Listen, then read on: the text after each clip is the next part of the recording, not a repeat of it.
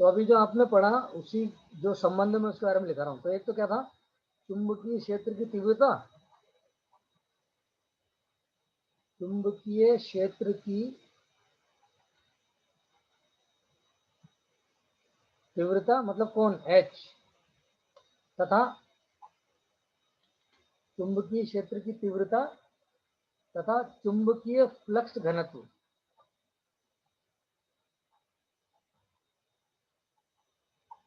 चुंबकीय फ्लक्स घनत्व बी के मध्य संबंध।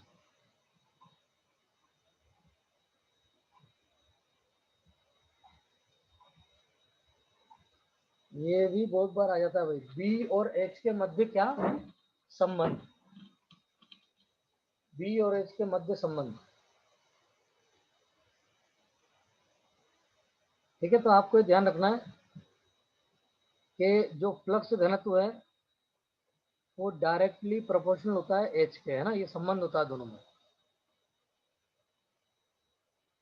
जो बी है, बी कौन, चुंबकीय फ्लक्स घनत्व, और एच क्या है, चुंबकीय क्षेत्र की तीव्रता मतलब H, magnetic field intensity.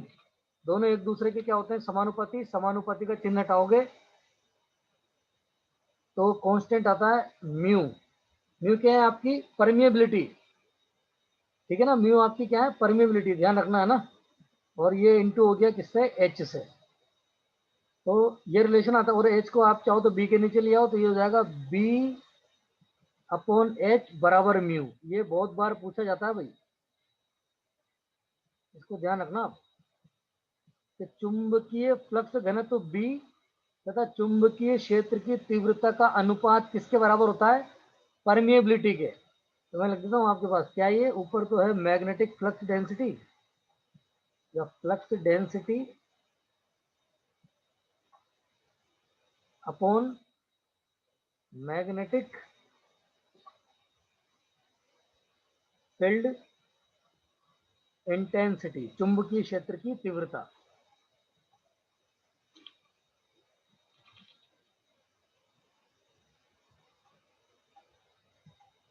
Intensity है ना, सॉरी, इंटेंसिटी बराबर होता है किसके, परमिएबिलिटी के।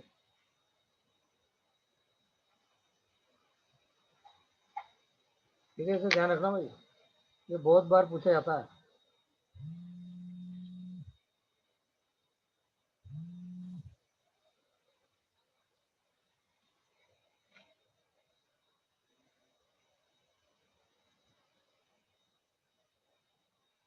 डायरेक्ट आपसे क्या पूछेगा कि फ्लक्स डेंसिटी तथा मैग्नेटिक फील्ड इंटेंसिटी या चुंबकीय क्षेत्र की तीव्रता बी अपॉन एच का अनुपात किसके बराबर होता है, परमिएबिलिटी के बराबर। ठीक है, तो इसमें एक चीज और ध्यान रखना नोट करके, तो बी बटा एच बराबर हुआ म्यू, और म्यू में दो मानते हैं आपके पास में, एक तो म्यू जीरो और म्यू आर। तो ये तो सभी माध्यमों के लिए, ये चीज आपको ध्यान रखनी है कि ये जो आपके पास में मान है ये तो सभी माध्यमों के लिए, मतलब जहां से फ्लक्स गुजरेगा माध्यम। लेकिन आपको पता है कि हवा और निर्वात के लिए, मैंने बताया था ना आपको कि हवा और निर्वात के लिए जो म्यू आर है, किसके लिए, वायु के लिए, वायु व निर्वात के लिए जो आपका म्यू आर है वो कितना होता है भाई, 1। ठीक है, मैं आपको लिखा चुका अभी। तो फिर जब इसके लिए निकालोगे आप तो ये आएगा आपके पास में बी बटा, ये ध्यान रखना ऑब्जेक्टिव क्वेश्चन में पूछेगा, आप ध्यान रखना किसके लिए पूछा है। अगर वायु और निर्वात के लिए पूछा है तो म्यू आर का मान कितना हो जाएगा, 1। तो ये होगा बी बटा एच बराबर खाली म्यू नोट, म्यू जीरो।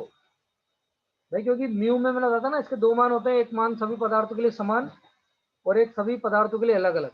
तो वायु और निर्वात के लिए म्यू आर कितना होता है, 1। तो फिर ये 1 हो गया वायु और निर्वात के लिए, तो खाली ये बचा। और म्यू जीरो का मान कितना होता है भाई, ये होता है आपके पास में 4 pi into 10⁻⁻7 henry upon metre. ये बहुत इंपॉर्टेंट है भाई, ध्यान रखना।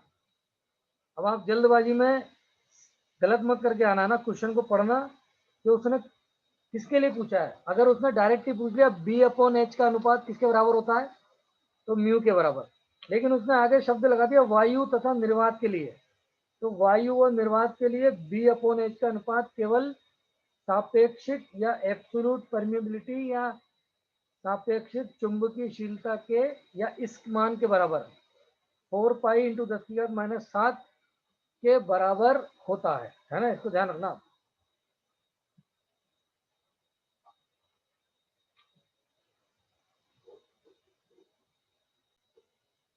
अगर इनके मध्यबंध कर्व खींचे, इसके बीच में बी और एच के बीच में अगर ग्राफ खींचे, रिलेशन तो पता लगी गया। इसे बोलते हैं भाई, अगर अपन इसके बीच में ग्राफ खींचते हैं बी और एच के बीच में, तो उसे बोला जाता है बी एच कर्व। क्या बोलते हैं उसे? बी एच कर्व, या उसका नाम होता है हमारे पास में एक नाम और होता है हिस्टेरेसिस लूप। बहुत इंपॉर्टेंट है भैया ना, हिस्टेरेसिस।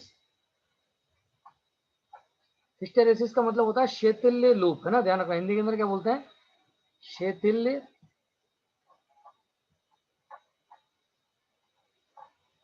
लूप, ये चीज ध्यान रखिएगा। इसके बीच में कह रहे हैं बी, बी क्या है? चुंबकीय क्षेत्र, सॉरी चुंबकीय फ्लक्स घनत्व बी, और एच क्या है आपके पास में? चुंबकीय क्षेत्र की तीव्रता। दोनों में ध्यान रखिएगा। तो देखो, मैं दोनों के बीच में ग्राफ खींचेंगे यहाँ पर, है ना। अब दोनों के पहले तो आपको फॉर्मूले पता होना चाहिए कि बी का फॉर्मूला क्या है। तो बी का फॉर्मूला है भाई फ्लक्स अपॉन, बी का जो फॉर्मूला है वो लिख रहा हूँ, फ्लक्स अपॉन एरिया। ये लिखा था ना भी, फ्लक्स में एरिया का भाग, और इसमें आप यानी कि यहाँ से निकला आपके पास में कि जो बी है वो आपके सीधा समानुपाती होगा फ्लक्स के, और फ्लक्स जो है वो सीधा समानुपाती होता है करंट के। ध्यान रखना, करंट बढ़ती जाएगी तो फ्लक्स भी बढ़ता जाएगा। ये चीज आपको ध्यान रखनी है। समीकरण नंबर 1। समीकरण नंबर 2 में किसका मान ध्यान रखना है? एच का। एच का भी मैंने मान क्या लिखा है देखो, आपने जो नोट करा उसमें एच बराबर होता है एन आई, मतलब एम एम एफ बटा लंबाई, लेंथ, एन आई अपॉन एल। तो इसमें आपको ध्यान रखना है क्या, कि जो एच है वो डायरेक्ट आई के प्रोपोर्शनल है। आई मतलब किसके भाई? तो घेरों की संख्या है, ये लंबाई है। ये तो एक बार आपने कुंडली ले ली तो लंबाई चेंज नहीं होगी, और जो एन है वो घेरे, एक बार कुंडली बन गई तो घेरे भी कांस्टेंट हो गए, लेकिन करंट आप चेंज करा सकते हो। तो एच जो है वो डायरेक्ट आपकी करंट के क्या है? समानुपाती, डायरेक्ट दिख रहा है ना। ये समीकरण नंबर 2। पर बी को देखना, बी को जो मेन है वो बी को देखना। बी जो है फ्लक्स डेंसिटी, वो फ्लक्स के समानुपाती है, फिर फ्लक्स करंट के समानुपाती है। मतलब बी डायरेक्ट आई के समानुपाती नहीं है, पर एच डायरेक्ट किसके समानुपाती है? आई के। दिखाई दे रहा है हमें। अब मान लो मैंने एक कुंडली ली है आपके पास में, ये कोई मैंने एक लोहे की कोर ली, और इसके चारों ओर मैंने ये तार लपेट दिया,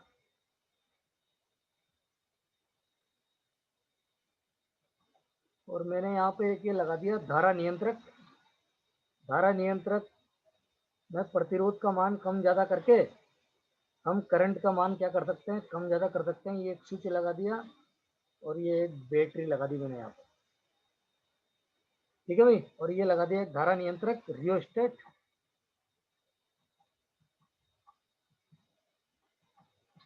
और ये मैंने एक कोयल बना दी, और इसमें क्या प्रवाहित होगी? Current I.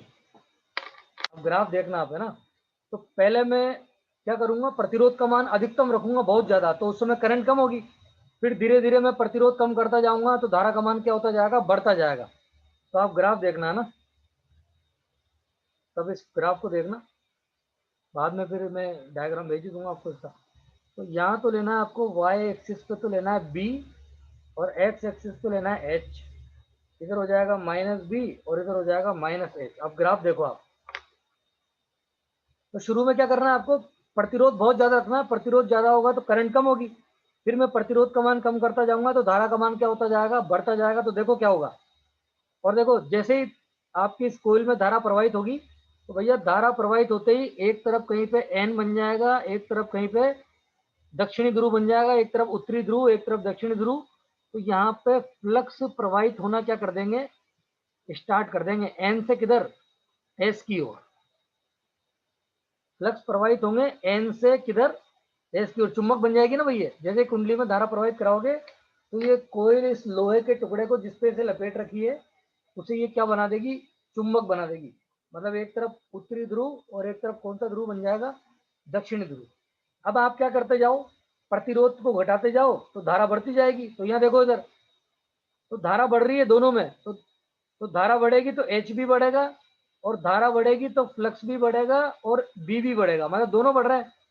तो करंट बढ़ा रहे हो तो बी भी बढ़ रहा है, एच भी बढ़ रहा है। तो भाई देखो क्या होगा, शुरू में तो आपको ग्राफ ऐसा मिलेगा, ये सीधा, मतलब आपका बी भी, जो बी है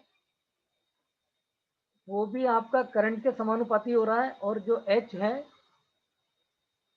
एच जो है आपके पास में वो भी आपका किसके समानुपाती हो रखा है, करंट के। तो जिस मात्रा में एच बढ़ रहा है उसी मात्रा में बी बढ़ रहा है। मतलब आपको यहाँ पे एक रेखा मिलेगी, स्ट्रेट लाइन। ध्यान रखना, पूछते हैं ये कि बी और एच के बीच में जो संबंध होता है वो कैसा होता है भाई, है ना, रेखीय, है ना। ये मैं भी लिखा दूंगा आपको, बी और एच के बीच में संबंध। तो ये जो संबंध मिला, ये संबंध आपको कैसा मिला भाई, रेखिक, रेखिक संबंध मिला हमें। फिर देखो क्या होगा थोड़ी देर बाद, थोड़ी देर बाद क्या होगा, देखो ये लोहा है, अब इस लोहे में जितना फ्लक्स बढ़ सकता है उतना ही बढ़ेगा। जैसे मटकी होती है ना, मटकी में जितनी जगह है उतना ही पानी उस मटकी में आएगा, उससे ज्यादा उसमें भरेगा ही नहीं। तो ऐसे क्या होता है, जो लोहे का टुकड़ा है जिस पर आपने कोई लपेट रखी है, फ्लक्स तो इसी में से गुजरना है। तो एक टाइम ऐसा आएगा कि आप जब करंट बढ़ाओगे ना, तो फ्लक्स इसमें पूरा भर चुका होगा भाई, जितना लोहे में जगह होगी उतना ही फ्लक्स में आएगा उसमें। तो एक अवस्था ऐसी आएगी जहां पे जाके आप करंट तो बढ़ाओगे लेकिन फ्लक्स बढ़ना समाप्त हो जाएगा। क्यों? क्योंकि उसमें जगह ही भर गई, जितना लोहा था वहां तक फ्लक्स बढ़ा, उसके बाद में फिर फ्लक्स नहीं बढ़ेगा। उस अवस्था को बोलोगे आप ये। तो देखो क्या होगा, जैसे ही फ्लक्स का बढ़ना बंद हुआ तो बी भी बढ़ना रुक जाएगा, बी नहीं बढ़ेगा फिर। तो देखो फिर बी नहीं बढ़ेगा, बी की लाइन यहीं पे रुक गई इस जगह पे। अब बी नहीं बढ़ना, पर एच तो बढ़ता रहेगा क्योंकि एच डायरेक्ट आई के समानुपाती है। पर बी डायरेक्ट आई के समानुपाती नहीं था, ये फ्लक्स के समानुपाती था।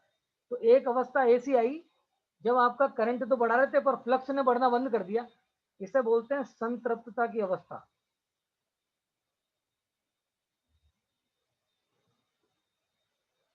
संतृप्तता या संतृप्त अवस्था है ना, ध्यान रखना। संतृप्त अवस्था का मतलब क्या है, इसका मतलब है भैया कि जो फ्लक्स है फाई वो कैसा हो गया, कांस्टेंट, अब ये नहीं बढ़ रहा। तो भैया अगर फ्लक्स कांस्टेंट हो गया तो बी भी कांस्टेंट हो गया, ठीक है, ध्यान रखना। तो ये बी का बढ़ना बंद हो गया, पर एच तो बढ़ता जाएगा क्योंकि एच तो डायरेक्टली किसके समानुपाती है, आई के, है ना। इस ग्राफ को ध्यान रखना।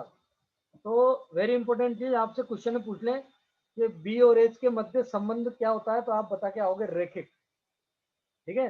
तो आप क्या करते गए, आपने प्रतिरोध कम करते गए तो करंट बढ़ती गई, करंट बढ़ती गई तो आपका एच भी बढ़ रहा है, बी भी बढ़ रहा है। इसका मतलब आपका जो ये लोहे का टुकड़ा है जिसपे आपने इस वाइंडिंग को लपेट रखा है, ये लोहे का टुकड़ा क्या बनता जा रहा है, चुंबक। तो भैया अब ये पूरा चुंबक बन चुका है, ठीक है ना।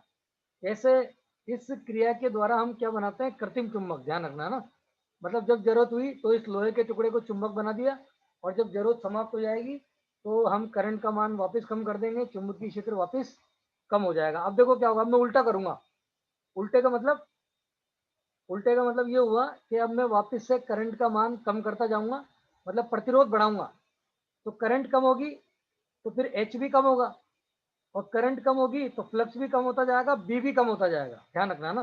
तो अब क्या होगा, लेकिन ग्राफ आपको वैसा नहीं, अब ये ग्राफ पीछे आएगा वापस, उल्टा आएगा। उल्टा क्यों, करंट वापस कम करते जा रहे हो तो एच तो कम होगा, पर जो बी है ना भाई, बी डायरेक्ट किस पे समानुपाती है, फ्लक्स के, ध्यान रखना। तो होगा क्या, ग्राफ आपको ऐसा मिलेगा, ये इस पॉइंट का मतलब क्या है, मैं यहाँ लिखूँ आपके पास में, ये जो पॉइंट मिला आपको ये वाला,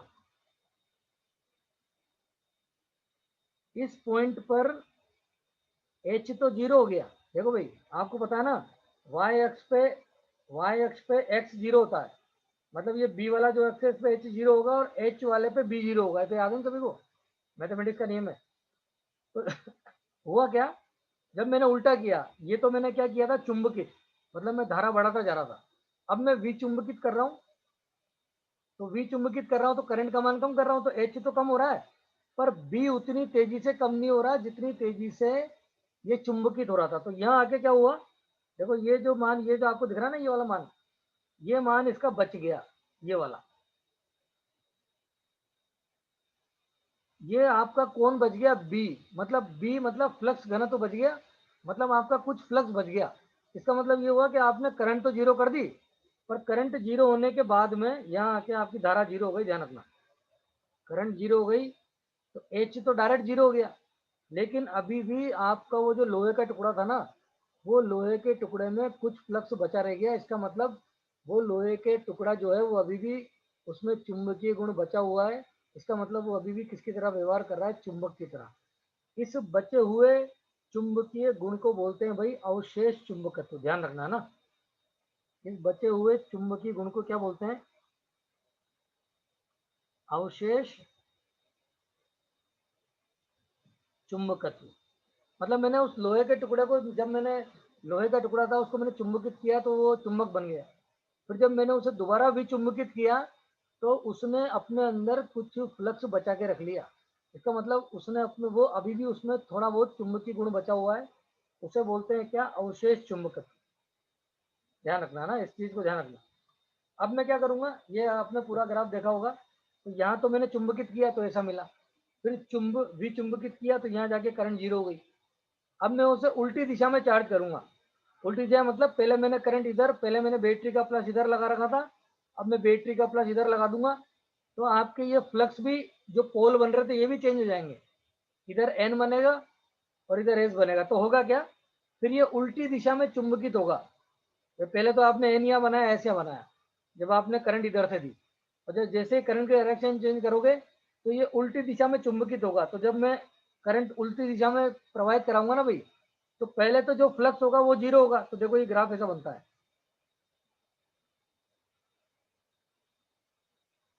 ये ऐसे जाएगा,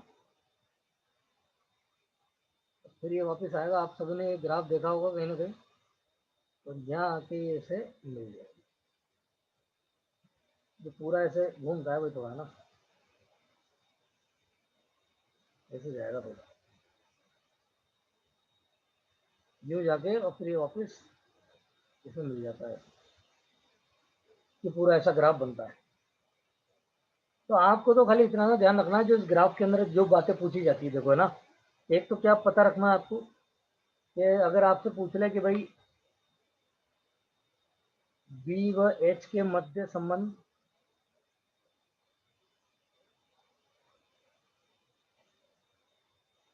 कैसा प्राप्त होता है, तो आपको लिख के आना है कैसा मिलता है, रैखिक, रैखिक प्राप्त होता है। इंपोर्टेंट है, ध्यान रखना, बहुत बार पूछा जाता है। और वो भी, उसमें भी एक चीज ध्यान रखना, कभी चुंबकित करते समय, ठीक है, एक चीज तो आप ये ध्यान रखना, एक आपसे ये पूछेगा जो बहुत ही इंपॉर्टेंट है, देखो, इसका जब एरिया निकालते हैं, पूरा लूप बनता है भाई, इस लूप को क्या बोलते हैं, हिस्टेरेसिस लूप या शेतिल्य लूप। तो शेतिल्य का मतलब होता है पीछे रह जाना, समझ में, शेतिल्य का या हिस्टेरेसिस का मतलब क्या होता है, पीछे रह जाना। तो कौन पीछे रह गया, तो पीछे रह गया बी, बी पीछे रह गया, कब पीछे रहा, जब मैंने इसे विचुंबकित किया, तो एच तो बड़ी जल्दी जीरो हो रहा था, पर बी उतनी तेजी से जीरो नहीं हो रहा था, और यहाँ आके क्या हुआ, इस जगह आके एच तो जीरो हो गया पर बी जीरो नहीं हुआ, तो बी पिछड़ गया, तो बी जो है वो एच से पीछे रह जाता है। इसको बोलते हैं शेतिल्य, ध्यान रखना है ना, शेतिल्य, या कि इसलिए इस लूप को क्या बोलते हैं, हिस्टेरेसिस लूप। क्यों बोलते हैं इसे, क्योंकि बी जो है, बी, जो बी है आपका, मतलब कौन, फ्लक्स घनत्व बी कोमा एच से पिछड़ जाता है।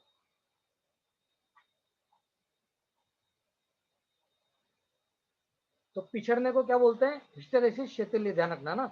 और इस लूप का जो क्षेत्रफल है, हिस्टेरेसिस लूप का जो क्षेत्रफल है, ये कौन से लॉसेस को दिखाता है भाई, तो आयरन लॉसेस का एक भाग होता है हिस्टेरेसिस लॉसेस, उसके एरिया को ये प्रदर्शित करता है। तो आप ध्यान रखना कि कौन, बी एच कर्व का जो क्षेत्रफल है, इसका जब क्षेत्रफल निकालते हैं पूरा, BH कर्व का क्षेत्रफल कोमा कौन से लॉसेस, हिस्टेरेसिस लॉसेस या क्षेत्रीय हानियों को प्रदर्शित करता है। ये ध्यान रखना, बहुत बार पूछा जाता है।